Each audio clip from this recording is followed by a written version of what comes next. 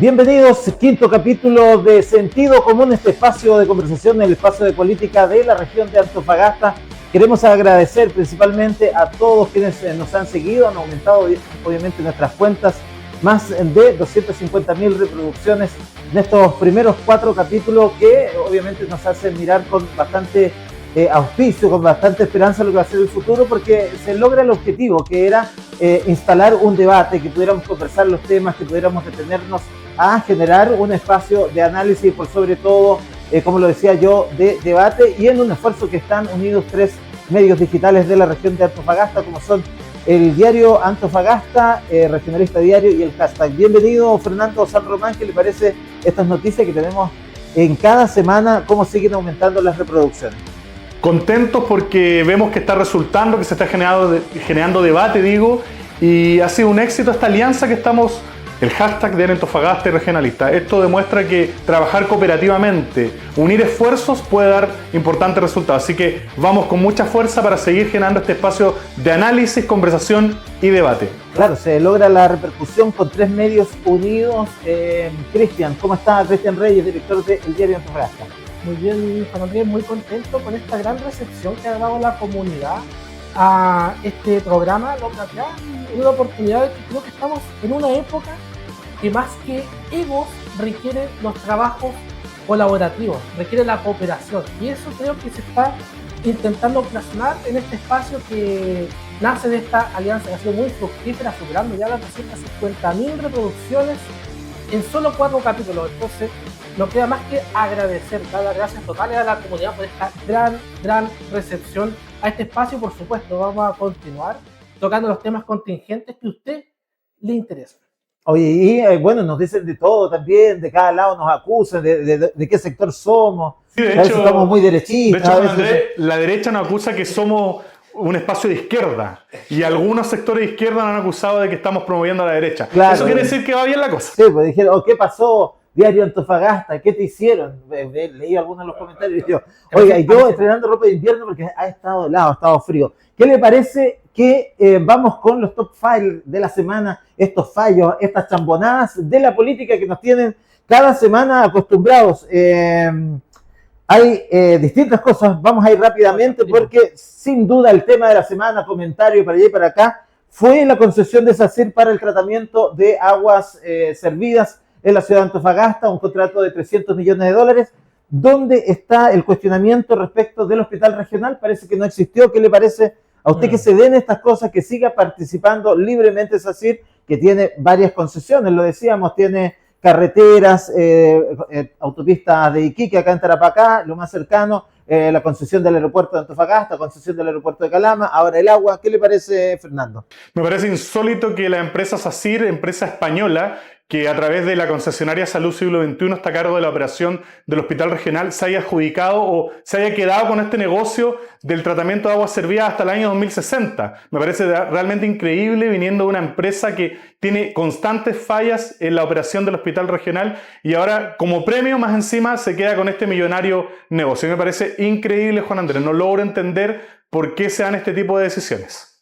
¿Qué piensa, Cristian? Es una lástima realmente, porque uno pareciera que a ojos de quienes están evaluando y aprobando estas licitaciones, consideran que SACIR lo ha hecho fantástico con el hospital de Antofagasta. Parece que lo ha hecho estupendo. Oiga, y en tiempo récord, con feriado entre el medio, fin de semana, se cerró el 30 de abril en la tarde, y ya el día lunes había ya resolución y ya una empresa asignada, 2 empresas españolas. Hay que decirlo también, SACIR muchos cuestionamientos tiene en España, sanciones millonarias por también haber sido acusados en su momento de adulterar algunas licitaciones en España. Pareciera que estas empresas ven que ya en su país no pueden estirar más el chicle y se van a países donde quizás hay algunos vacíos, porque acá, bueno, son dueños de muchas concesiones, están participando de ellos, como les decía yo, a nivel de todo el país. Tienen Américo Vespucio en autopistas en Santiago, tienen otras plantas de tratamiento de agua también. Da la impresión que, bueno, quienes son finalmente los socios y propietarios de esta empresa, a lo mejor ni siquiera remotamente conocen la ciudad de Antofagasta, no conocen lo que es estar atendiéndose en un hospital que se está viendo cada día colapsado, sobrepasado en su funcionamiento, Y creo que ahí radica gran parte de la problemática que engloba este modelo de concesiones, que es que en muchas ocasiones las gerencias, quienes dirigen estas empresas, no experimentan en sí la calidad de los servicios que están entregando. Bueno, Solamente conocen lo que son las utilidades, las ganancias, pero no así la calidad muy baja en algunos casos de los servicios que están entregando. Y en el caso del Hospital de Antofagasta es una triste realidad que sigue viviendo a diario la capital minera de Chile. bueno, ahí Andrés, estaba, sí, muy breve, para cerrar, recordemos quién creó el modelo de concesiones. El padre de las concesiones en Chile, Ricardo Lagos, socialista. Es el que creó este modelo que hoy día nos tiene... apúntelo. ¿Cómo estamos? Apúntelo a la Con cámara. el dedo. Ricardo Lagos, socialista.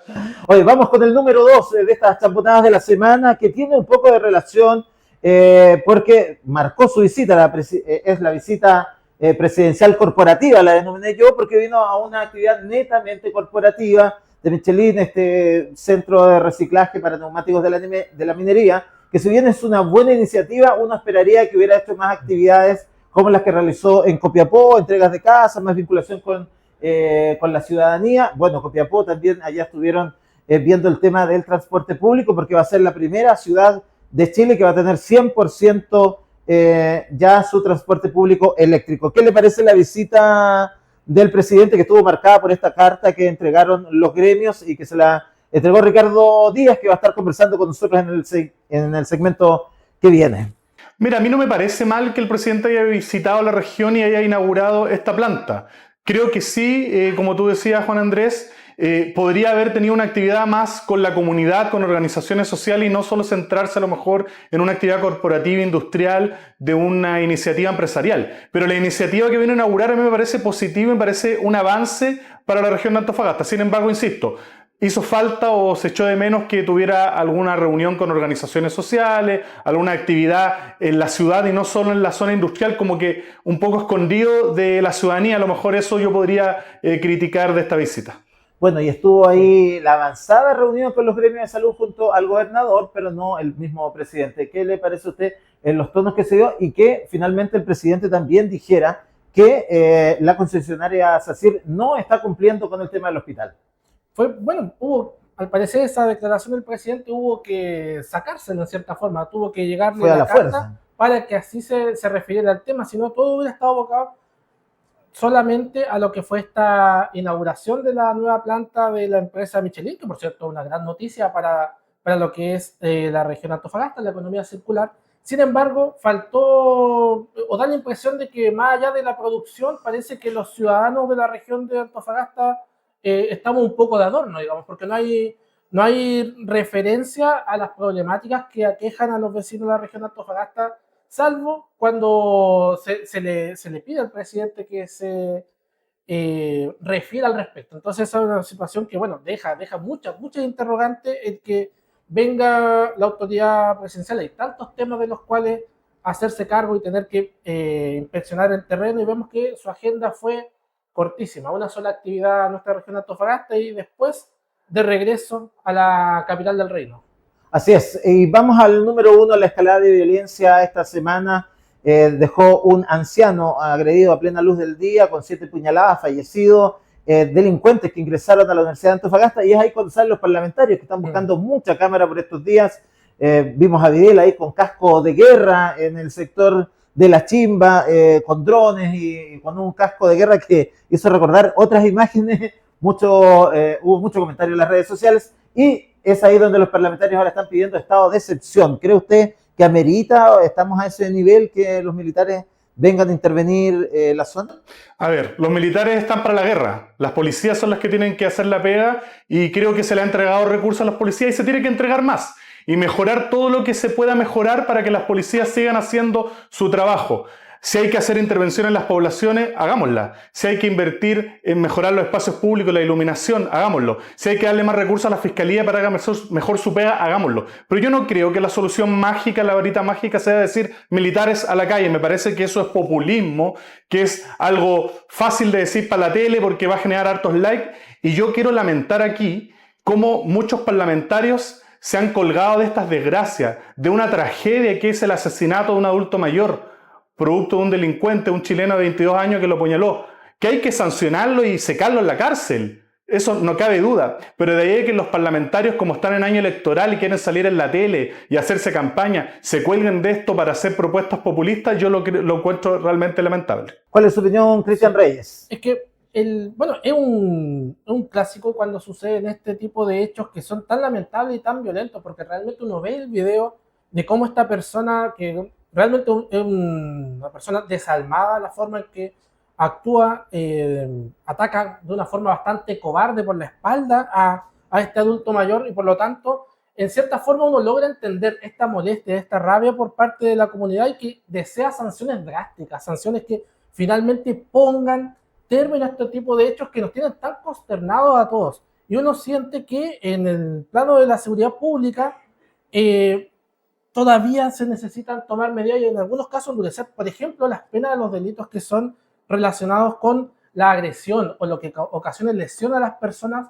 Queda la impresión que nos quedamos cortos todavía con las sanciones a esa clase de delincuentes que en casos como lo que hemos visto en Antofagasta realmente dejan sin palabras lo que es el actuar que tuvo esta persona, y uno espera que en este sentido las policías y por otro lado también el Ministerio Público sea capaz de lograr las máximas penas posibles en contra de este agresor, y que ojalá sea una pena ejemplar y sigamos viendo penas ejemplares para que no se sigan reiterando estos actos de violencia que repudian los vecinos, porque finalmente cuando... ¿Y esta decepción le parece exagerado? A mí me parece que no es parte de lo que son las atribuciones de los parlamentarios el estar realizando este tipo de temas. Ahora, el gobierno en sí, el gobierno central, dispone de esta herramienta y creo que no se debería descartar tampoco a priori, así como no es la solución mágica, tampoco considero que sea algo que se debe descartar. Si en algún momento alguna institución, organismo técnico determina que es necesario que se establezca algún tipo de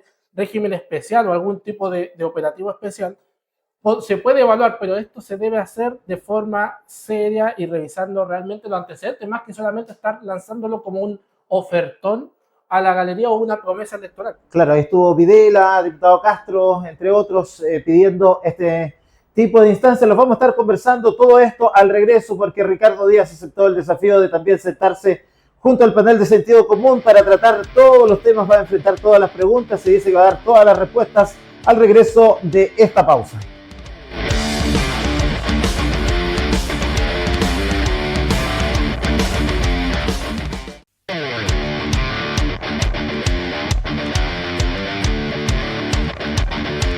Estamos de regreso en Sentido Común, el programa de política de la segunda región. Agradecer, por supuesto, le decíamos, más de 250.000 reproducciones.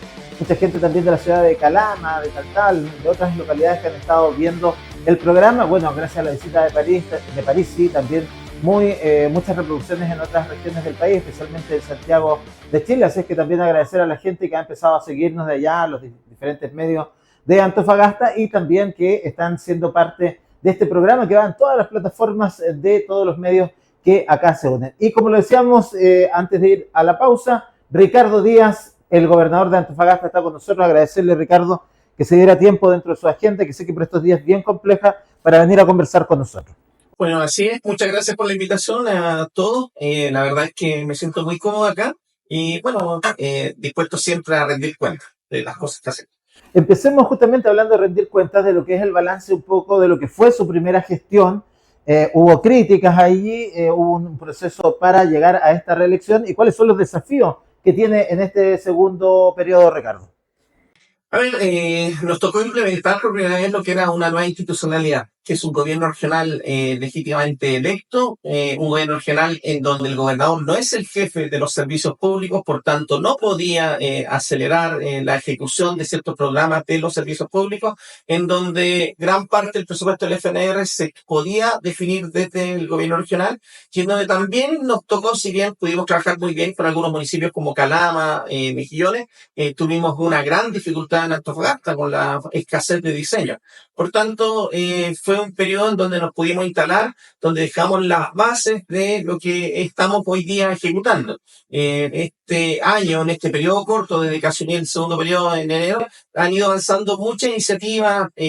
Ayer, por ejemplo, empezamos la renovación del Liceo Marta Narea. Están apareciendo ya varios proyectos en donde le estamos dando ya continuidad respecto al trabajo con los liceos, por establecimientos. Vamos a trabajar con los SLEP y se ha ido concretando estos grandes sueños de la región. El corredor bioceánico, la estrategia del hidrógeno verde, la estrategia del litio y sobre todo ir impulsando una región que sea diversa. Bueno, vamos a ir conversando de cada una de estas cosas que usted ha ido desmenuzando. Bueno, decía usted una nueva institucionalidad, había una promesa de que también se fueran las delegaciones presidenciales para darle más, obviamente, atribuciones a los gobiernos regionales. ¿Qué le parece que eso se haya diluido en este gobierno que era también una promesa de campaña? La verdad es que ha sido todo un desafío el tema de la descentralización. Tenemos que recordar la historia chilena. En Chile han habido impulsos descentralizadores, pero que fueron opacados con una verdadera guerra. O sea, hubo un enfrentamiento y se aplacó los intentos de descentralización por las armas. Y por eso es que en Chile hay una cultura centralizada en donde le tienen mucho miedo a las regiones, le tienen mucho temor a lo que nosotros podamos hacer desde regiones. Y en ese sentido, cada año, cada iniciativa, cada discusión presupuestaria es esta lucha entre aquellos que no creen en la descentralización y aquellos que creemos que podemos impulsar más cosas desde las regiones. Ahora, en esto, cuando aparece, por ejemplo, el caso convenio, que como hemos visto es un caso que se centró exclusivamente, principalmente en el CERVIO, en un órgano centralizado, se utilizó como elemento para poder golpear el mecanismo de descentralización y para poder desestabilizar la acción de los gobernadores. Y ahí, lamentablemente, se empezaron a desperfilar varias de las promesas que se habían hecho. Ahora, yo creo que la elección de gobernadores marcó un hito. Hemos visto que, por ejemplo, acá en la región, el hecho de que un gobernador sea capaz de sentar a toda la industria minera y sea capaz de ponerlo al servicio del territorio, esas cosas han ido pasando acá. Y por lo tanto, es una muy buena iniciativa que tiene muchos detractores y que es muy difícil de concretar. Gobernador, respecto al tema convenios, al tema de probidades que estábamos hablando, efectivamente el caso convenio alojado en Nimbu, pero también hay otros casos que han estado saliendo posteriormente. Por ejemplo, está el caso Procultura, que también se cuestionó al gobierno regional en su momento y a su gestión. Y ahora recientemente el caso de la Fundación Comprometidos, donde un militante en esos años del PRO, Sebastián Duarte, que era el director o presidente de esta fundación, está detenido y formalizado. Y también se está investigando un proyecto que esta fundación tuvo con ustedes, con el gobierno regional, de más de 140 millones de pesos para atención y esterilización de mascotas. Ahí incluso hay 2 funcionarios del gobierno regional que han sido cuestionados, que hay una investigación. ¿Cuál es su parecer respecto a eso y si ahí hay alguna culpa de los controles que se tienen que aplicar para ver este tipo de casos? Mira, veamos primero Procultura. ¿Ha habido alguna filtración ahora que se abrió la carpeta en donde se designe que el gobierno regional de Antofagasta haya actuado fuera del marco legal? No. Todas las filtraciones se han ido centrando en la derivada que tiene que ver con el nivel central. Y se han ido centrando principalmente en lo que ha sido Alberto Larraín y su amistad con altos personeros del Frente Amplio. Nos tuvieron durante 2 años la prensa tratando de inculparnos con el caso Procultura. Y la verdad es que con esta apertura de carpeta, lo que nosotros podemos decir con certeza es que el gobierno regional tiene la claridad de que se actuó en el margen de la ley y que se actuó utilizando todos los procedimientos que correspondían. Y eso es lo que esperaba que se pueda delimitar a través de la acción de la Fiscalía de Coquimbo, en donde estamos viendo que se están iniciando algunos procesos y donde próximamente vamos a ver las formalizaciones. Por tanto, estamos muy tranquilos respecto de eso. En el tema del caso comprometido, yo haría la distinción, porque siempre se intenta vincular y se intenta tratar de establecer como que todos los gobiernos regionales actuamos de la misma forma y que todos estuviéramos coludidos. Yo quiero que Estas fundaciones se han dañado a los gobiernos regionales. pero el caso Sí, fundaciones pero o convenios estuvo en varios yo haría la distinción gobiernos de que regionales. no todos los gobiernos regionales actuamos de la misma manera. O sea, el caso comprometido en Antofagasta correspondía a obras que se enmarcaban en el giro de esa fundación y que fueron sanitizaciones y esterilizaciones de animales que están comprobadas y que ¿Se están realizó? demostradas y que se realizaron. O Sí, no, sea, pero se realizaron a cabalidad. se realizaron a la cabalidad y están todos los informes y están todos los ¿Y que por qué el GOR comprobados. entonces no aprobó una rendición de una de las partidas de eso? Porque no se aprobaron lo que fueron casi al término de la partida, algunas cosas que faltaron rendir, que no se pudieron rendir porque se le habían confiscado todos los elementos por parte de la Fiscalía de la Fundación. Entonces no podía rendir porque nosotros enviamos los documentos de lo que tenían que rendir y ellos no tenían cómo recibir esos correos y cómo ver. ¿Y cuál es Y su de hecho estaban relación detenidos. con Sebastián Duarte? ¿Él estuvo en su campaña, entiendo, apoyándolo? Bueno, si vamos a tratar de inculpar a toda la persona que vino en mi campaña, efectivamente Sebastián Duarte era una persona que entiendo militaba en el PRO y en la campaña, mi primera campaña de gobernador, yo fui respaldado por el PRO y vinieron muchos militantes de los cuales muchos de ellos no los vi y no los conocen. Por tanto, tratar de establecer que hay una relación íntima y que en el fondo nosotros habríamos actuado al margen de la ley, no, eso no pasó. Gobernador, Y de hecho, yo espero que la Fiscalía pueda obrar en conciencia y pueda obrar transparentemente. Y terminemos con este intento constante de tratar de juzgar sin que estén todos los antecedentes. Porque lo que pasa y lo que ha pasado hasta ahora es que ha habido una intención de tratar de juzgarlos mediáticamente sin esperar la evidencia que está en las carpetas investigativas.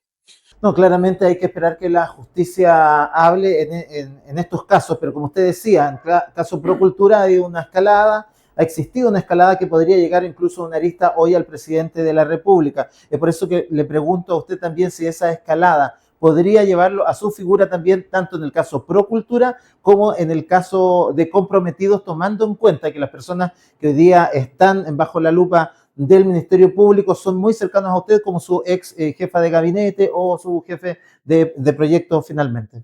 Sí, lo que pasa es que se intenta generar ese vínculo con mi persona desesperadamente, pero yo espero que a partir de la acción de la Fiscalía se demuestre que el actuar de las personas que trabajan en el gobierno regional fue apegado a la ley, porque no hicieron nada extraordinario ni nada fuera que privilegiara a una fundación por sobre lo que se hacía con todas las fundaciones o con todas las agrupaciones. Hoy en día se cuestiona, a partir de lo que aparece en ese caso comprometido, que el gobierno regional intente entregar ayuda a alguna organización. Y yo les recuerdo a ustedes, con el gobierno regional, ¿qué es lo que ha hecho bajo mi mandato? Externalizamos las evaluaciones de los proyectos. O sea, todos los proyectos que nosotros hicimos los evaluamos vía Consejo Regional. Todos los proyectos que nosotros hicimos pasaron por Contraloría. Los gobiernos regionales, cada vez que le han dado un proyecto, pasamos por auditoría de la DIPRE, de Contraloría y de la Contraloría Regional. Por tanto, todo ese cuento y todo ese afán de tratar de denotarnos no se condice con la realidad. Y cuando te estoy diciendo de que a partir de lo que aparece en la carpeta investigativa de Procultura, tenemos la certeza que nosotros no actuamos fuera de la ley, es porque, de alguna forma, mis abogados están viendo que eso es lo que está ocurriendo. Gobernador, yo quería llevarlo a otro tema que es en relación a precisamente cuál es la relación entre el gobierno regional y su figura con la figura del presidente Gabriel Boric. Usted compartió en sus redes sociales una imagen antigua que mencionaba directamente una imagen en la cual se le aprecia junto con Gabriel Boric y usted ha mencionado que serían ciertas invenciones de la prensa el que hay algún distanciamiento. Sin embargo, se ha apreciado efectivamente que sí ha habido alguna distancia, o al menos así se entendió en el discurso del presidente cuando se refirió se podría decir con un dejo de cierta molestia, cuando se le recordó lo relacionado a esta crisis tan grave que vive el Hospital Regional de Antofagasta.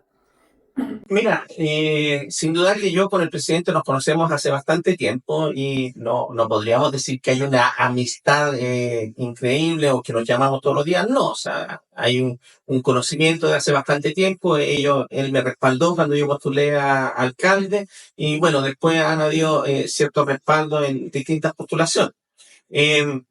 Y esa dinámica se ha mantenido en el entendido, y yo lo escribí en una columna que generó harto escozor y harta molestia de algunas personas. Yo dije, el que avisa no es traidor, porque yo avisé de que cuando se trata de defender los intereses de la región, yo voy a ser tajante y yo me voy a poner siempre de parte de la región. Y eso el presidente lo sabe, y el presidente sabe que en mi rol de gobernador yo voy a actuar como gobernador, y él sabe que él como presidente va a actuar como presidente. Y en ese sentido se mantiene este respeto mutuo y este sentido de amistad cívica que nos permite trabajar en conjunto. Pero el presidente tiene perfecta claridad que si yo tengo que levantar la voz para defender esta región, lo voy a hacer. Y en eso él no se pierde. Yo te diría que hay una relación de bastante respeto entre ambos. No hay una gran amistad, no hay una gran cercanía, pero sí hay un legítimo respeto que nos hemos ganado a partir de las funciones que cada uno de nosotros cumplimos. Pero bueno, entonces una exageración por parte de los medios cuando se planteó que habían estas diferencias. Mira, el titular que publica hoy, el viernes pasado en un medio de prensa impreso en la región, yo creo que fue un titular que obedece más bien a creatividad del periodista más que a la realidad de los hechos. De hecho, era cosa de... yo le invito a ver los dos discursos. O sea, hubo mucho por ejemplo, reconocimiento a todo lo que ha sido el aporte del presidente Boris hacia esta región. Con el presidente Boris tuvimos la ley de infraestructura crítica, tuvimos el tema del royalty. Cuando yo lo cuestioné por la política del litio, él aceptó juntarse con las comunidades en San Pedro. Hemos tenido también el impulso del corredor bioceánico y, bueno, como profesor, el hecho de que haya levantado las leyes de pensión y la ley de reconocimiento de la deuda me parece muy relevante. Y eso yo lo dije en mi discurso y después él también hace referencia a mí 6 veces en su mismo discurso respecto de acciones que podemos hacer en conjunto con la región.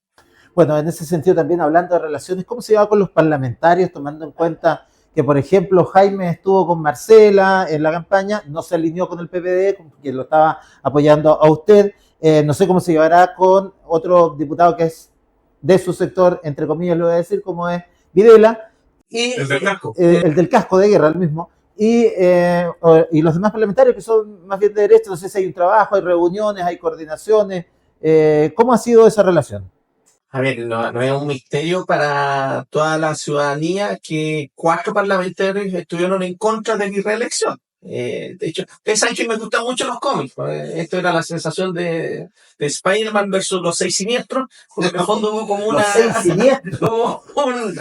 conglomerado de parlamentarios que estuvieron en contra. Sin embargo, Spider-Man también cuenta con los Vengadores. Y bueno, ahí estaba el senador Velázquez y había algunos alcaldes como Marcelino Carvajal que fueron capaces de apoyar esta candidatura.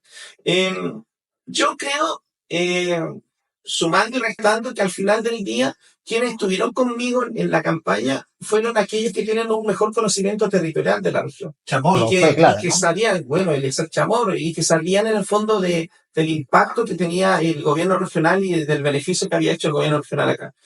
Yo siento que a veces los parlamentarios, cuando uno va al parlamento, uno ve que hay un intento permanente de alejarse de la ciudadanía y de englobarse en un ámbito, en un espacio que los llena de beneficios y de pompa que los hace alejarse del territorio.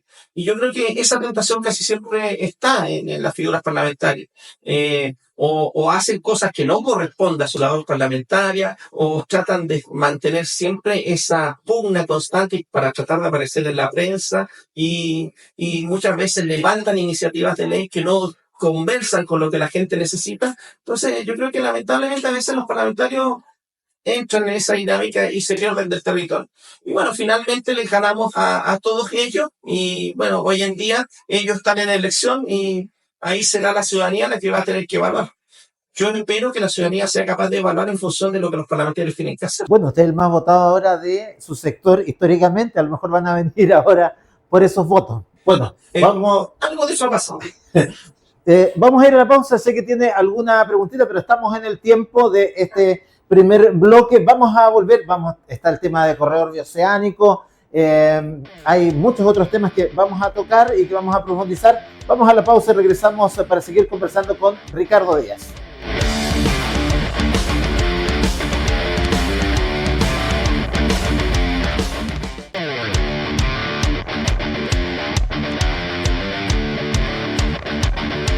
De retorno acá en Sentido Común, estamos conversando hoy con el gobernador Ricardo Díaz.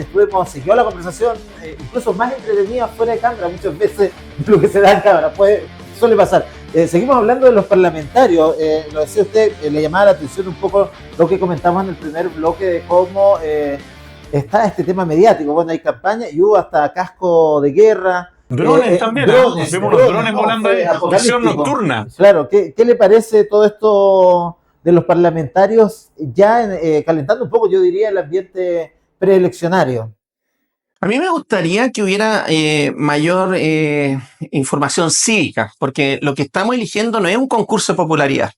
Yo no sé si los vecinos que nos están viendo saben que, por ejemplo, las cuentas de la luz obedecen a un proyecto de ley. Y que el cálculo de las cuentas de luz es una iniciativa que, si bien presenta el gobierno, ahí los parlamentarios juegan un rol tremendo. No sé si alguien ha visto algún parlamentario de esta región impulsando cuentas de la luz más baratas, que es algo que podrían trabajar en su labor parlamentaria.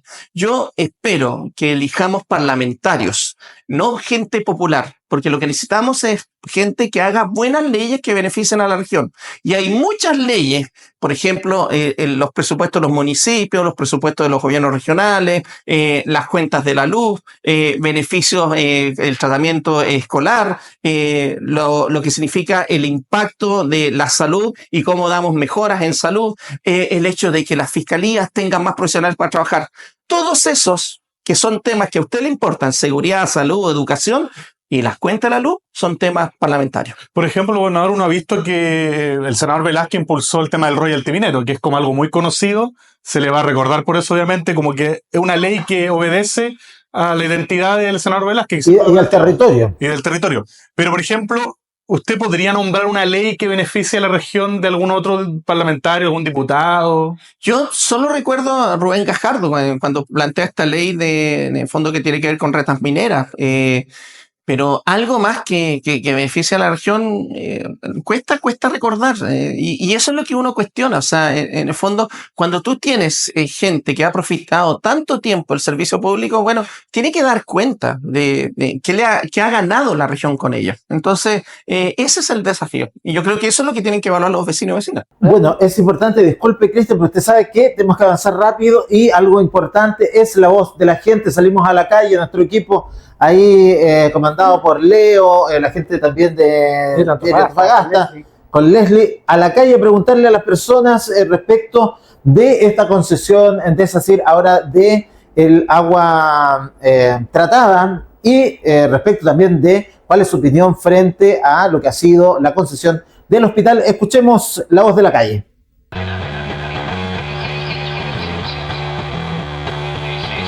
En las últimas semanas, la empresa española Sacyr, dueña de la concesionaria Siglo XXI, ha vuelto a estar en el centro de la polémica en Antofagasta, puesto que tras los múltiples fallos en el hospital regional, la empresa se adjudicó un proyecto por $300 millones hasta el año 2060 para hacerse cargo del tratamiento y reuso de las aguas servidas de la ciudad. Esto tras una licitación express de Econsa.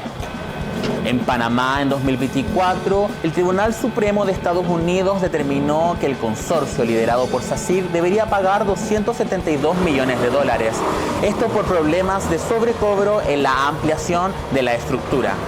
Hoy salimos a las calles para preguntarle a la gente sobre esta concesionaria que va a estar tratando el agua en Antofagasta. Mi nombre es Leonardo Silva, director de Diario Regionalista. Mi nombre es Leslie Lara, periodista del diario Antofagasta. Y hoy salimos a la calle porque queremos saber qué dice la calle. Es imposible porque en tan poquito tiempo, tan cortito tiempo, se la den la licitación a ellos, con todo lo que ha pasado, lo que pasó en el hospital. Es como muy extraño. Deberían fiscalizar, porque ahí es donde se ve que no están ni siquiera no están de acuerdo entre ellos, y tampoco están preocupados de la contingencia que ocurre en nuestra ciudad, están preocupados de cosas de otros lados, de Santiago especialmente. Pero acá que tenemos este problema de nuestro hospital, que además es un hospital regional que no es solamente de la ciudad, sino que es de la región y de zona, que viene de otras partes del país, personas a controlarse o a verse acá al hospital. Es increíble que un hospital tan nuevo esté en tan malas condiciones, está cayendo solo su hospital. Me parece que está malo eso, está muy malo. Y lo otro, que el hospital bueno, yo soy de Taltal, de Taltal, muchos pacientes. En cambio, mi familia ha viajado para acá para verse en el hospital y está muy mala la atención, demasiado malo. O sea, si nosotros estamos en Taltal, venimos para acá, deberían atenderlo mucho mejor y está súper mala, demasiado mala la atención. Han tenido como problema de que no han hecho las cosas bien, entonces no sé qué realmente va a servir para el hospital. Si van a hacerse cargo bien ellos, y hasta 2060 como mucho, porque son ya, ¿cuánto? 30, 40, casi 35 años. Sí. Entonces, como que la licitación es muy larga. Es como lo que pasa ahora con lo que pasó con el Royal Minero, que no sé, pues escondía 50 años. Entonces nunca va a haber como un espacio para que los gobiernos de Chile digan ya estos hospitales son de nosotros vamos no a licitar, sino que vamos nosotros a poner nuestra gente y nosotros vamos a ayudar como al pueblo, en este caso, a la asistencia hospitalaria, operaciones, todo. Bueno, es más bien unánime la crítica en lo que vimos respecto de lo que ha sido la concesionaria SACIR. Ricardo, ¿cómo cree usted que se entienda o cómo la ciudadanía puede entender que si alguien está desempeñando su labor tan mal, se le premie con otra concesión? ¿Qué le decimos a la gente que queda con interrogante? Porque si uno lo hace mal en su trabajo, generalmente no es premiado, es sancionado. Lamentablemente, y aquí nuevamente tiene que ver con la labor parlamentaria, nosotros obedecemos a un marco regulatorio en donde se establece que si tú vas a hacer una licitación, tienes que tratar de que esa licitación sea lo más amplia y transparente posible. Si en las bases de la licitación no se puso ninguna cláusula que dijera que no pueden postular empresas que tengan deuda, que estén cuestionadas por el Estado, no se pueden dejar fuera, porque en el fondo ya la licitación deja de ser transparente. Y esto tiene que ver con el modelo que nosotros tenemos, en donde en el fondo hemos ido dejando al Estado de lado y hemos ido avanzando hacia traspasarle a través de concesiones la responsabilidad de acciones como, por ejemplo, la salud. Entonces, en ese sentido, yo creo que hay que cambiar el modelo, pero eso requiere de acuerdos políticos amplios y requiere de que haya la intencionalidad de hacerlo. El viernes pasado tuvimos una reunión con todos los gremios, con la empresa, con los parlamentarios, y estuvimos ahí viendo lo que podemos hacer. Y algo que llamó mucho la atención es que después de 9 años recién se hayan juntado la concesionaria, el sistema de concesiones, para conversar con los trabajadores cómo mejorar el sistema. Es algo que nace de los gremios a los cuales nosotros apoyamos y que logramos este encuentro.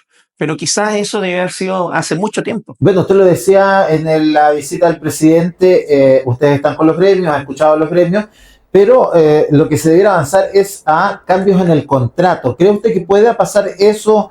La ley nos faculta. Me gustaría que explicara eso. Bueno, a ver, en la reunión que nosotros tuvimos el día viernes, lo que quedó establecido son cambios del contrato. Modificaciones, y la modificación más interesante es que se apunta al 80% de uso de cama como lo normal que debiera establecerse. Hoy en día el contrato dice que si tú superas el 60% de ocupación de cama, tienes que pagar un monto extra. Y esa es una modificación importante porque está pensando en el hospital y en la realidad actual.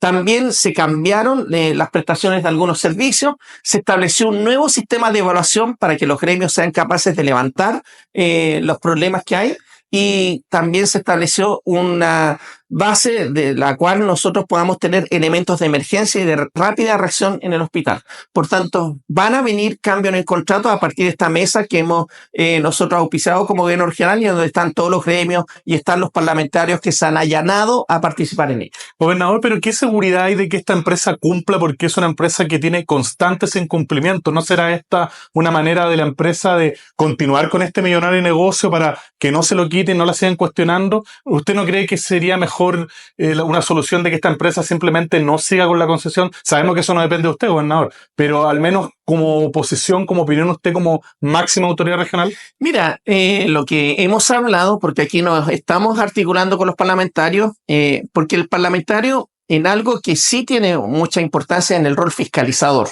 Y con los parlamentarios, ahí con el diputado Videla, diputado Araya y la diputada Ahumada, lo que estamos viendo es dos planes de acción. Uno es la modificación del contrato y otro es ver si existen cláusulas o si las fallas que ha obtenido el hospital dan pie a una, en el fondo, suspensión del contrato. Y estamos barajando las dos alternativas.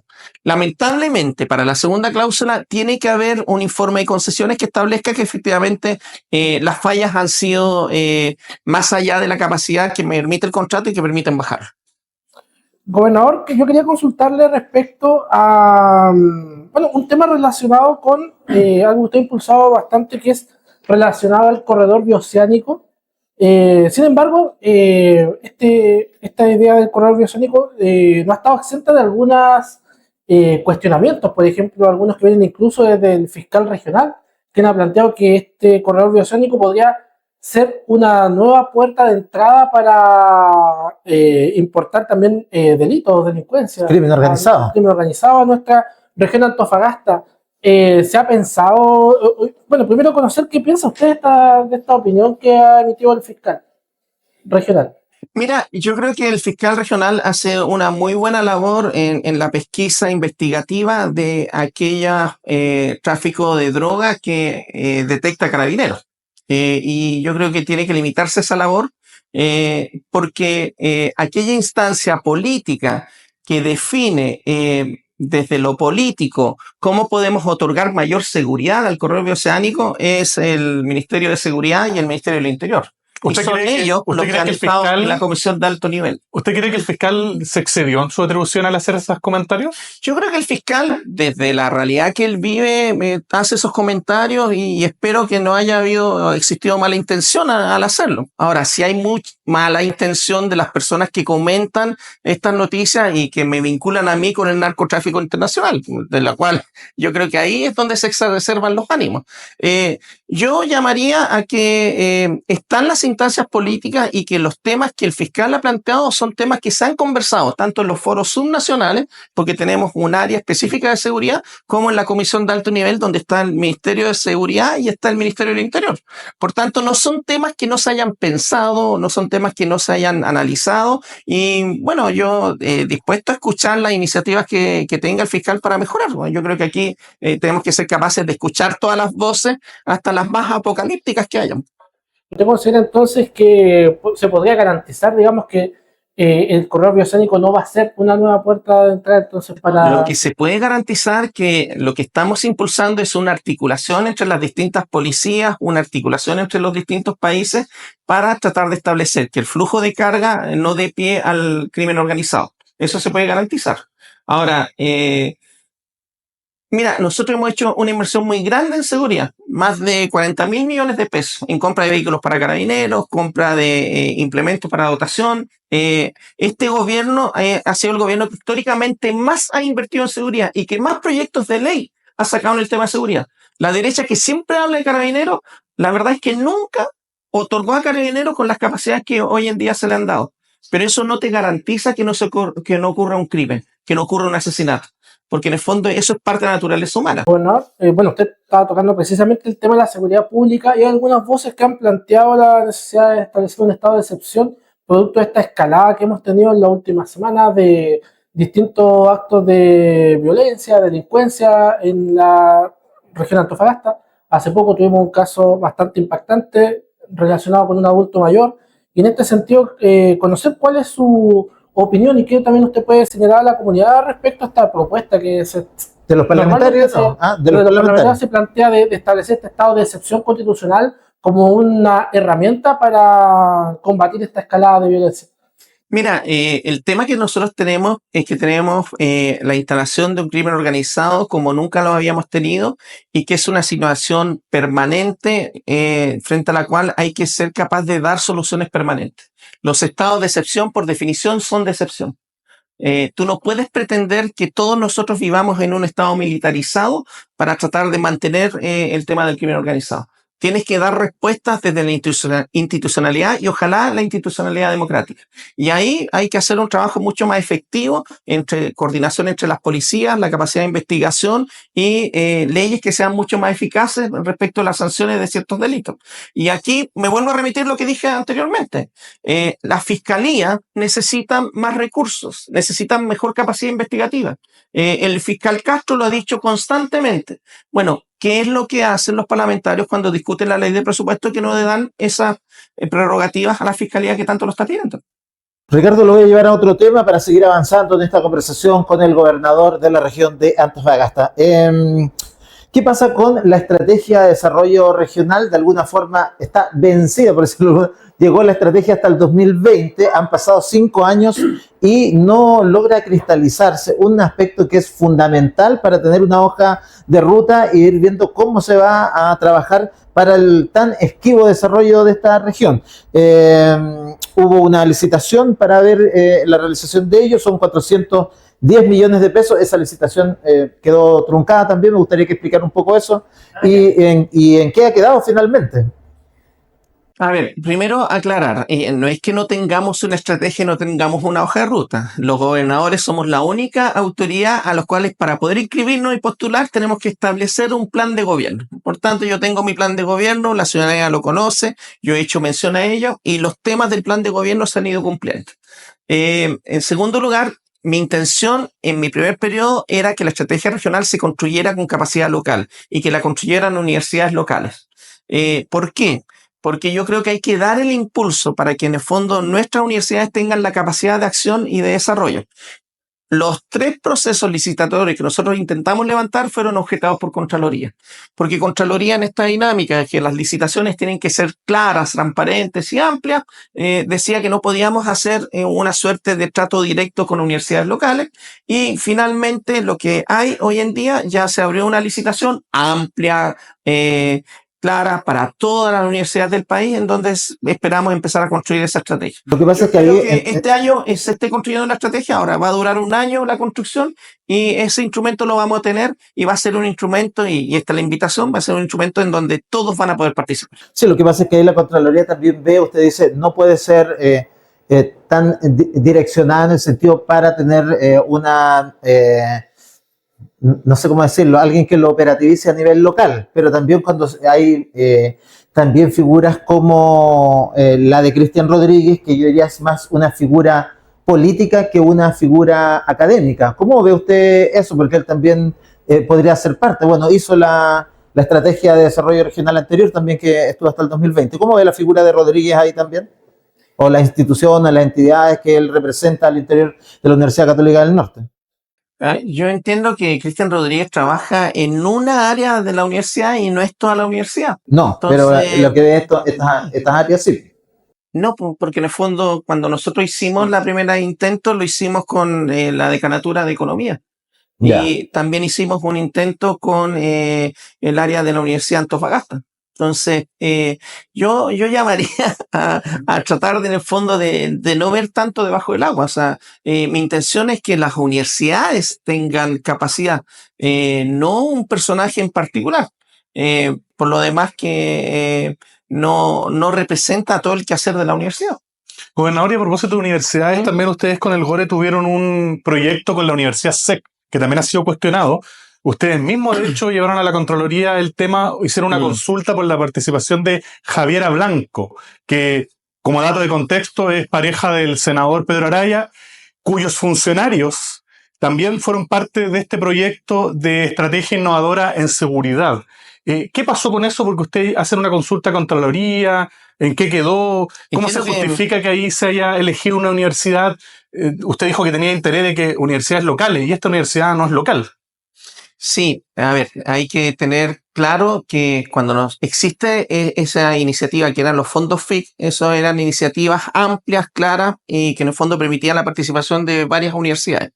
Y eso funcionó desde esa perspectiva. O sea, fue un proyecto que fue votado por el CORE, que tuvo harto consenso y que se discutió.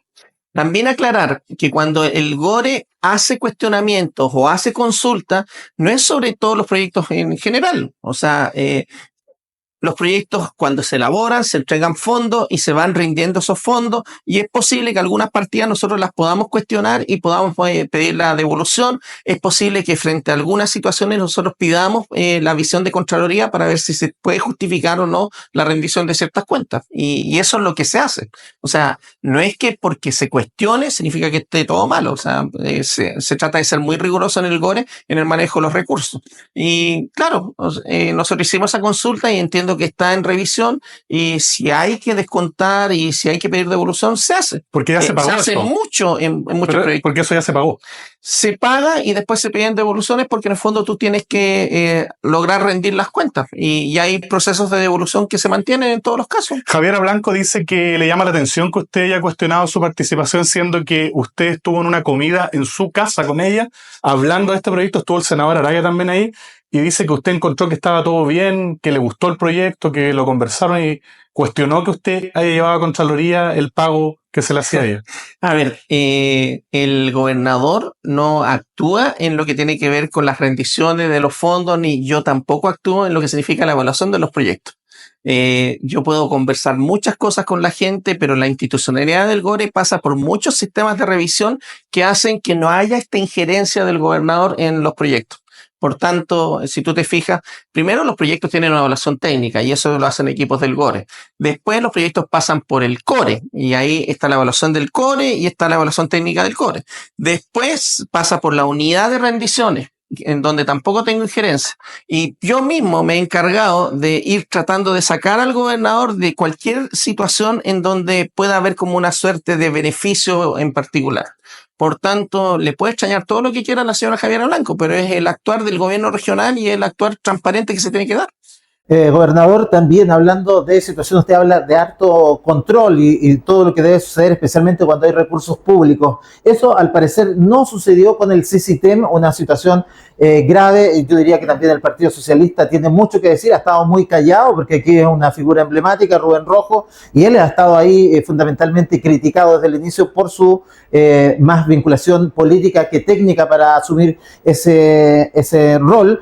Y me gustaría, desde su parte, ver qué sucedió ahí para que se expusiera libremente incluso a cuentas privadas de los recursos públicos y cómo se puede salvar esa entidad, si es que así se puede. Usted ha hablado que quiere que se sobreponga la institucionalidad de esta entidad por sobre lo que ha sucedido. Me gustaría que hiciera un análisis de ello y qué falló ahí. Mira, primero aclarar lo que yo he hecho. O sea, cuando yo asumo como gobernador, una de las primeras cosas que a mí me preocupaba era esta figura del gobernador como presidente del CICITEM y como el gobernador que entregaba recursos al CICITEM. Y eso claramente es un conflicto de interés donde teníamos que ser capaces de establecerlo. Costó muchísimo lograr hacer ese cambio, sacar al gobernador de la presidencia del CICITEM, porque el CICITEM está conformado tanto por el gobierno regional, las universidades, Corfo, ANIT y por unos socios que se establecieron dentro del proceso. Entonces logró mucho hacer esa figura y sacarla. Y en ese sentido, lo que pasaba con el CICITEM es que nosotros hacíamos transferencia de recursos, pasaban unos meses y el CICITEM rendía esos recursos. Y los rendía perfectamente. Para efectos administrativos del gobierno regional no habían fallas, porque entre la entrega de los recursos y los recursos rendidos calzaba 100%. Sí, pero en el camino sacó plata, la repuso quizás en otro momento. ¿Pasó eso también? Eso pasó, pero era imposible que el gobierno regional pudiera tener cuenta de ello porque la rendición que hacía el gobierno regional era respecto de la rendición final que ellos establecían. Ahora, todos somos generales después de la guerra. Entonces, y hoy día faltan hartos recursos que son de todo. Todos dicen que en el fondo, ¿qué pasó ahí? Los recursos que faltan no son del gobierno regional, porque los recursos que fueron auditados por el gobierno regional están 100% rendidos. Entonces, eso primero aclarar. Y en segundo lugar, cuando se me hace la denuncia a mí, en donde se me muestran las cartolas de cuentas del CICITEM y donde yo percibo, instruido por mi abogado, que aquí es posible la aparición de un delito, yo lo primero que hago es hacer la denuncia en fiscalía y presentar todos los casos. Y después hacemos las denuncias públicamente y aclaramos toda la situación y ahora estamos en la licitación de una auditoría. Por tanto, ¿qué es lo que falló ahí? Fallaron controles del CICITEM como institución, en donde se le dio a una persona la posibilidad de hacer retiro de su cuenta sin que hubiera otra firma anexa. ¿Usted cree que actuó solo Rubén Rojo? ¿Cree usted que actuó solo Rubén Rojo? Yo creo que eso lo tiene que limitar la fiscalía a través de la investigación que hagan y tenemos que confiar en la fiscalía. Todos hablan del silencio del sistema, no está pasando nada. Está pasando. A mí me tocó ir a ratificar mi testimonio e ir a ratificar la denuncia hace 2 semanas. Y efectivamente el fiscal tomó este caso y además también ha ido agregando más elementos. Por tanto, yo espero que todos nosotros confiemos en la labor de la fiscalía y que ahí se aclare esta situación. Gobernador, pero usted espera que la fiscalía actúe rápido, porque la fiscalía a veces actúa rápido, a veces lento. Por ejemplo, el caso de las compras de caja de alimentos del gobierno anterior, Daniel Augusto, Edgar Blanco, hablo de esa época de la pandemia, durante el gobierno anterior de Piñera. La fiscalía local de Antofagasta se demoró 4 años en incautar un teléfono. O sea, creo que ese teléfono no debe tener nada. ¿Usted esperaría que ahora se actúe un poquito más rápido? Yo esperaría que la fiscalía tuviera el mismo modo operandi en todos los casos. Nosotros hemos visto que en algunos casos se filtran los audios, en otros casos no se filtran los audios. Vemos que hay un aumento de la expectación mediática, por ejemplo, en el caso de Procultura, para tratar de demostrar ciertas implicaciones. Y en el mismo caso de las cajas, que el gobierno regional puso la denuncia hace 4 años, no hemos visto ningún avance. Entonces, uno esperaría que la fiscalía actuara igual en todos los casos. Y yo concuerdo contigo, o sea, no hemos visto eso, pero yo creo que mientras la justicia tarda, da la sensación de que es menos justa. Yo espero que aquí necesiten haya celeridad en los casos. Gobernador, quería llevarle yo a otro tema, pero que ha dado harto que hablar, que es relacionado a este estudio de factibilidad de un tranvía para Antofagasta. Pero realmente llevamos bastantes años viendo fracasos. Cada cierto tiempo se anuncia un tranvía para Antofagasta, después se hace el estudio, finalmente no se concreta, cambian las administraciones, y lo que a muchos ciudadanos le quedó es que nuevamente a lo mejor se está haciendo una venta de humo respecto a este tema. Entonces, se anunció hasta un teleférico, ¿se acuerdan? También Metrocable, sí, todavía sí. Lo estamos esperando. Entonces, ¿por qué ahora sí deberíamos creer que se va a desarrollar este proyecto? Yo creo que hay que informar bien, o sea, que hay un problema de que muchas veces no se informan las cosas como deben, porque se hizo un análisis, se hizo un estudio de un tranvía, y en ese estudio de tranvía que se hizo hace 10 años, se estableció que la cantidad de personas que se iban a movilizar hacían inviable este proyecto. Y se estimaba en ese estudio que al año 2025 era posible, por la construcción de las poblaciones en el sector de las chimbas, que iba a aumentar la cantidad de flujo de pasajeros. Y es por eso que ahora se reactiva este estudio, para ver efectivamente si eso ocurre o no y que se pueda financiar. Las platas públicas, y esto lo tienen que entender los vecinos y vecinas, nos guste o no nos guste, tienen que haber estudios, porque como son plata de todos nosotros, se tiene que respaldar cada iniciativa y cada gasto. Y bueno, este estudio va a delimitar si es que esta vez hay agua en la piscina para poder hacer ese tranvía. Bueno, ¿cree usted, a todo esto, hablando de lo que se demoran las cosas, de los plazos y de tantos estudios, análisis, es la burocracia todavía el gran talón de Aquiles del sistema público, y se ve reflejado especialmente cuando estamos en regiones, y en particular en una región como la nuestra, que nos cuesta tanto sacar un proyecto, donde vemos que hay tanta distancia entre la inversión pública y la inversión privada, porque esta ciudad ha ido mejorando más que nada por la inversión privada, porque si no fuera por eso estaríamos en peores condiciones, ¿no? Yo, perdón, ¿sí? Pero en general cuando uno critica a los periodistas, como que se enojan y como que no le digan díganos nomás. Yo invitaría a educar a la población. Para poder hacer un proyecto tienen que cumplirse 3 cosas. Tiene que haber una prefactibilidad, si se puede o no se puede hacer. Tiene que haber un diseño, y después hay una ejecución en donde se licitan las cosas. Por tanto... ¿Cuántos años pasan en eso? Lo que ha sido la realidad de esta región pasa por lo menos 1 año en cada de estas cosas. Ahora, yo invitaría a informar adecuadamente, porque es imposible que un proyecto se haga de un mes a otro. Eso nunca va a pasar y eso nunca va a ocurrir. Pero... Por tanto, en la pregunta que tú me haces, está como implícito de que en el fondo como que hay una burocracia que hace que todo se ralentice. Y lamentablemente así funciona el sistema público, y así hay que educar a la gente. O sea, sí, pero Ricardo, pero cuando uno tiene también y analiza los proyectos, y tiene, claro, me enojé, tiene 0% de avance, también hay que hacer una autocrítica y decir, hay varios proyectos que están durmiendo ahí que tienen 0% de avance. Sí, o sea, en 20 años, 10 años. Tienes razón en eso, pero cuando tú partes tu pregunta con el supuesto de que como que las cosas que la burocracia van a ser automáticas, no. a que cualquier persona que quiera postular un cargo venga con la mentira. Conmigo van a resolverse todos los problemas y conmigo en un mes van a tener. No, mi pregunta fue si la burocracia es todavía un talón de Aquiles para tener una mejor gestión de los gobiernos regionales. Para allá apuntaba mi pregunta. Mira, yo creo que sí hay una burocracia institucional en el Estado chileno. Y una debilidad que tenemos los gobiernos regionales es que los gobiernos regionales dependemos cada año de la ley de presupuesto. Y la ley de presupuesto la ven los parlamentarios. Y cuando se ponen creativos, ponen más trabas administrativas, y cuando tratan de ser lo más rigurosos posible, van y ponen muchas más trabas. Y eso hace que, por ejemplo, si yo quiero sacar un proyecto, yo tengo que pedirle permiso a la DIPREF, si lo puedo hacer. La DIPREF le pregunta a Contraloría a nivel nacional si se puede hacer. Se demoran como 3 meses en ese proceso. Después llega acá y me dicen, ya, lo puede hacer. Y para aperturar esa cuenta, tengo que preguntarle a la DIPREF regional si es que la cuenta se apertura o no. Y después tengo que pedir autorización para que me pasen los recursos. Y así funciona. Ahí está la respuesta, la burocracia, sí. Hay una burocracia. Pero yo insisto, ¿puede cambiar esta burocracia? Sí. Pero ¿a quién hay que pegarle? A los que hacen las leyes. Gobernador, usted habla de procesos que se demoran y que dependen de otros muchas veces. Pero también de repente las autoridades tienen que ser más claras al informar a la ciudadanía de que hay procesos que no dependen solo de dicha autoridad. ¿Por qué se lo digo? Porque el Parque René Snyder, usted mismo lo visitó a fines del año pasado y prometió, o ya no prometió, a lo mejor anunció que iba a estar cerca de diciembre. Y estamos en mayo y todavía no lo abren. Claro. Porque efectivamente depende de permisos de la recepción municipal. Y en donde ahí han tenido líos entre MOB, que es a quienes nosotros le pasamos los recursos, y el municipio para poder autorizarlo. Y esas son situaciones que ocurren y en donde tenemos que ser capaces de explicar bien a la ciudadanía las cosas que ocurren y cuáles son los entrampamientos que se desarrollan.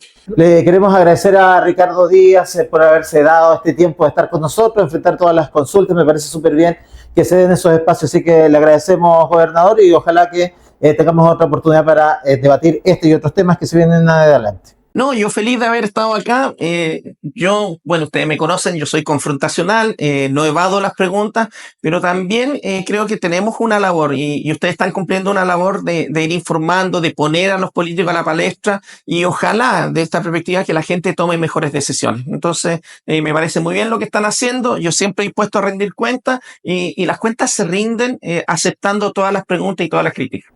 Ya pues, vamos a la pausa y regresamos con el momento editorial, también las descargas y la posición de cada uno de los medios.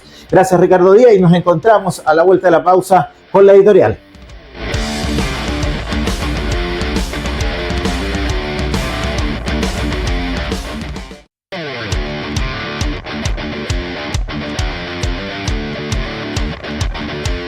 Hoy ha estado intenso el programa del día de hoy con el gobernador Ricardo Díaz, porque lo emplazamos en todo, yo diría en todos los temas. Se nos quedaron ahí algunos que esperamos poder hacérselos en algún momento. Por ejemplo, ¿qué queda de el Ricardo de este polvo te mata? Él dice que hoy día se reúne con la primera. Sí, de hecho yo quería preguntarle eso, pero cuando ya estábamos en el minuto 30 ya no había cómo.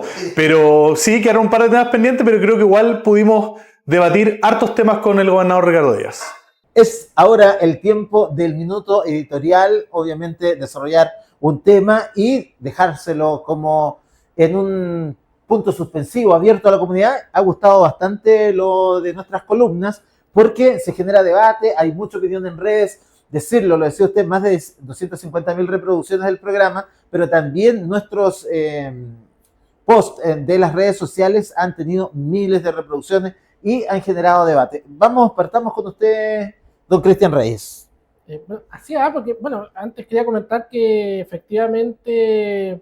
Oiga, su última columna a todo esto sacó, pero ronchas, comentarios y superó las 10.000 reproducciones. Es parte del rol que tienen que hacer los periodistas. Lo comentaba recién el gobernador, que a veces los periodistas se enojan, pero a veces pasa al revés también, en el fondo. Ellos también se enojan cuando en el fondo es parte del rol de los medios hacer las preguntas, pero también opinar. No solamente informar, sino que también interpretar la realidad y opinar, y es parte de lo que hacemos acá en Sentido Común también. en este espacio de Minuto Editorial. Y bueno, precisamente relacionado a este momento editorial, yo quería referirme a un tema que hace pensar que Antofagasta es una ciudad de ciudadanos invisibles. Hace poquitos días estuvo acá el presidente Gabriel Boric, visitó Antofagasta, aunque fue una visita, como veíamos, de una sola parada que además fue muy breve y acotada. ¿Cuál fue su único acto oficial? Inaugurar una planta privada de reciclaje de neumáticos mineros. Una muy buena noticia, sin duda, una apuesta por la economía circular y una señal de innovación, pero también una postal que lamentablemente retrata una realidad muy incómoda, y es que para la moneda, independiente de los gobiernos de turno, la región de Antofagasta parece seguir siendo vista como una zona de producción. Las inquietudes de sus ciudadanos quedan invisibles. A unos pocos kilómetros de donde estaba el presidente cortando la cinta está el Hospital Regional de Antofagasta, el más importante de la zona norte, un recinto donde se multiplican las denuncias por falla de los servicios concesionados, un hospital que se inunda y donde pacientes mueren esperando que avance la lista de espera. ¿Hubo alguna autoridad del gobierno central visitando y conociendo esta cruda realidad? La respuesta es no. De hecho, el presidente solamente se refirió al tema después de recibir una carta desesperada de los gremios de la salud, no por iniciativa propia. Parece que una vez más la región de Antofagasta sigue siendo vista como ese lugar donde los presidentes llegan cual gerentes a supervisar qué tan bien o tan mal va la producción y luego hasta la próxima. Vamos de vuelta a la capital del reino. En el fondo, vienen a Antofagasta, pero no vienen a ver a los antofagastinos, no vienen a vernos a nosotros, las mujeres y hombres que hacen posible el funcionamiento del motor del país. En Antofagasta nos aplauden cuando producimos, pero nos ignoran cuando nos volvemos totalmente invisibles cuando nos enfermamos. Nos tratan como zona de sacrificio, pero exigen resultados de potencia mundial. Y así, mientras tanto, el hospital más importante del norte, la salud, sigue esperando su turno. Excelente, claro, el comentario. Así como usted lo decía, me recordé de algo que sucedió cuando fue el terremoto en Antofagasta, 1995 me parece, y estaba Eduardo Frei. Su pregunta frente a lo que sucedía acá, producto de ese terremoto, fue: ¿están las carreteras hacia la minería operativas y está funcionando todo bien ahí? Sí, ya, entonces podemos estar tranquilos, dijo. No hubo mayor visita, no hubo mayor intervención. Sigue pasando, parece, Fernando, ¿no? Sí, sigue pasando, lamentablemente. Bueno, ¿cuál es su tema de esta semana? Yo quería referirme esta semana en mi minuto editorial al populismo parlamentario. Populismo parlamentario que cuando hay un delito grave, un delito que nos conmociona, como el asesinato de un adulto mayor en Antofagasta apuñalado, es un caldo de cultivo para que los diputados de distinto color político salgan haciendo emplazamientos, exigiendo y planteando medidas populistas, como militares a la calle, estado de excepción. ¿A quién beneficia un estado de excepción? A los delincuentes. Porque un estado de excepción lo que hace es que nos encerremos, que se cierre el comercio.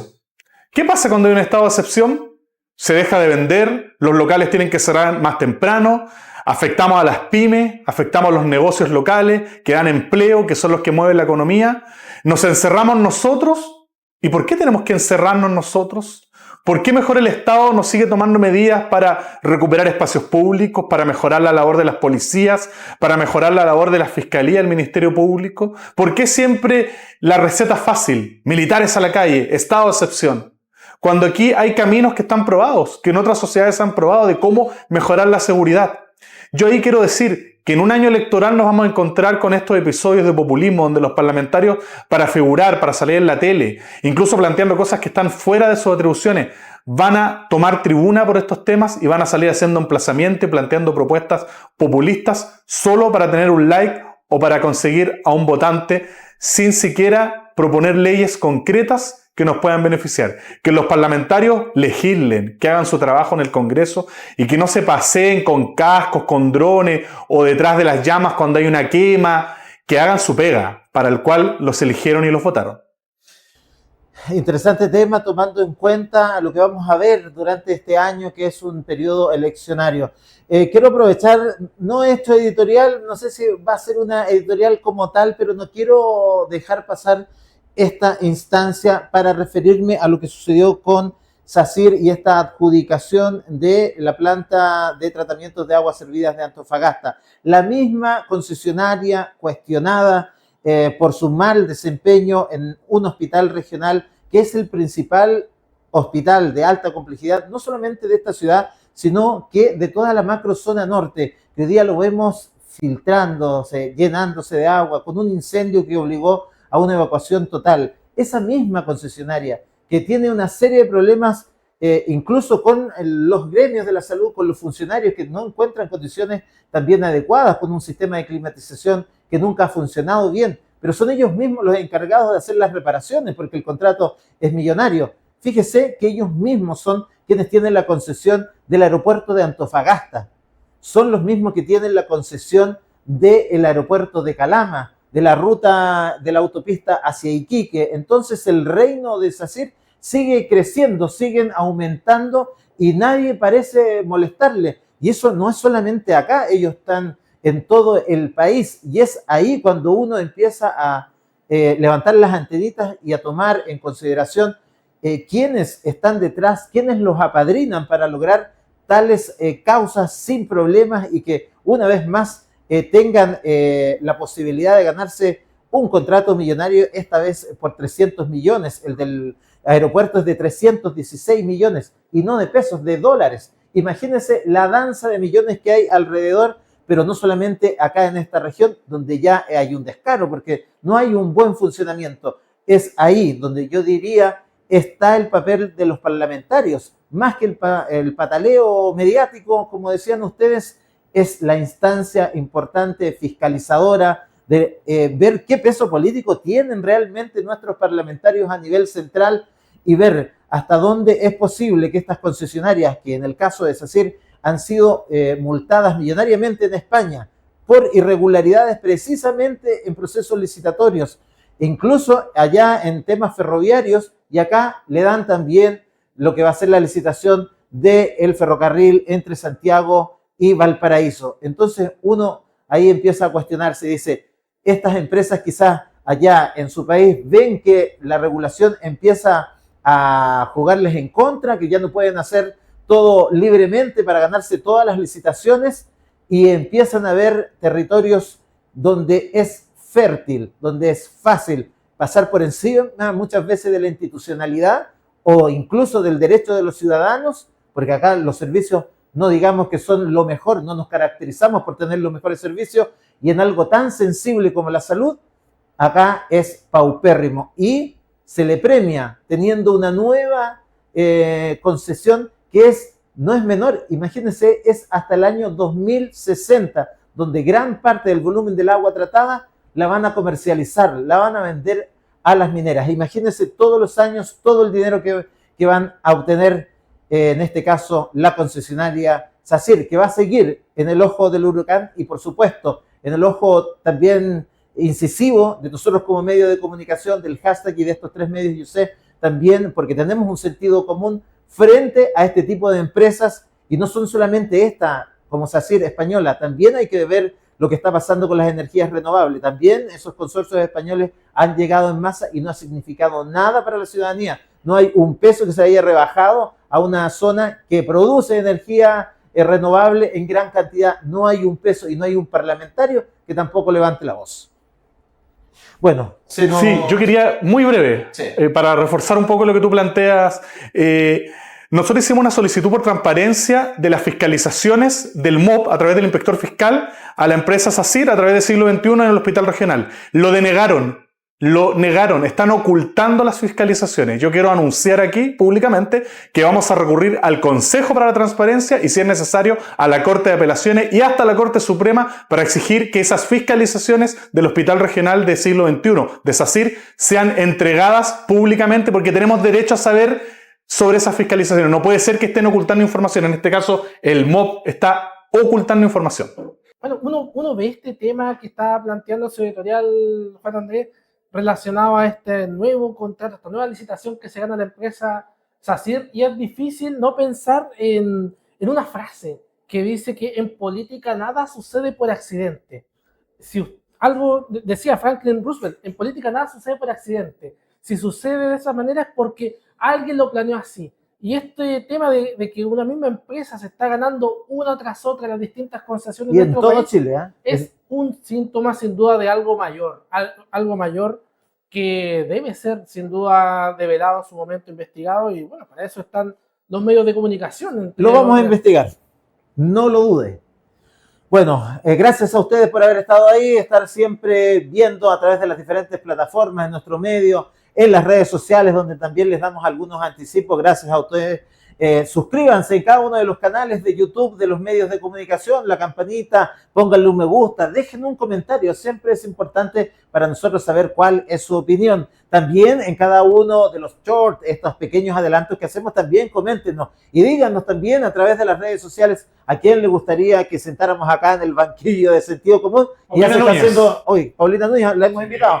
Reiteramos la invitación. Sí, la invitamos nuevamente, senadora, para que venga al programa, le hacemos el llamado, quienes la conozcan, si la han visto venir por el distrito, por la región, que le digan que pase a visitarnos y a ser parte del Sentido Común. Con ustedes nos encontramos la próxima semana con una nueva autoridad o alguien ligado al poder. Estamos en conversaciones también para traer gente del Poder Judicial, así que estamos en eso, viendo si viene el fiscal también. Hablar del corredor bioceánico. Oye, eso y mucho más. Nos vemos la próxima semana, gracias por estar ahí.